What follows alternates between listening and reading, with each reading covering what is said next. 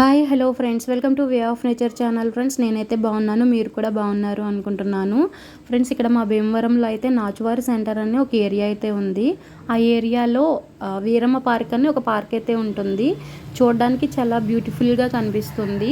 అక్కడికి వెళ్తే మన మైండ్ అనేది రీఫ్రెష్ అవుతుంది ఫ్రెండ్స్, చాలా హ్యాపీగా ఉంటుంది. సో అక్కడ ఒక పెద్ద చెరువు కూడా ఉంది. ఇదే ఫ్రెండ్స్ ఆ చెరువు అయితే.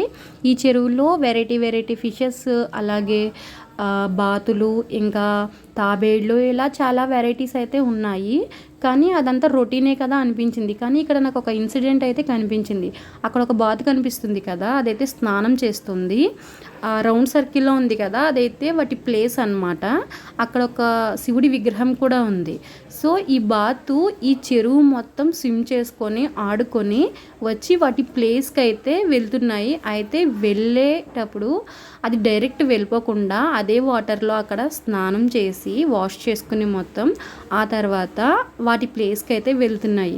ఈ ఇన్సిడెంట్ చూసి నాకైతే చాలా హ్యాపీగా అనిపించింది. అంటే నేను ఎప్పుడూ ఇలా అయితే చూడలేదు.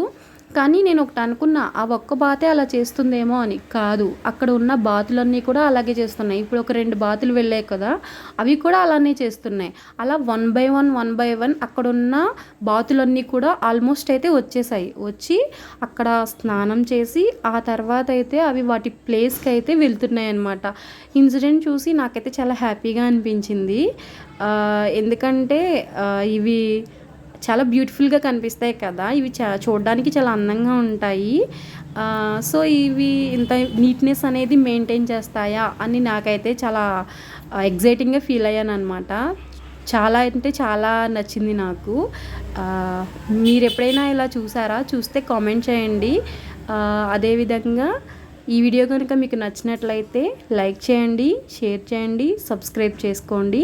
Thank you so much friends. Bye, take care.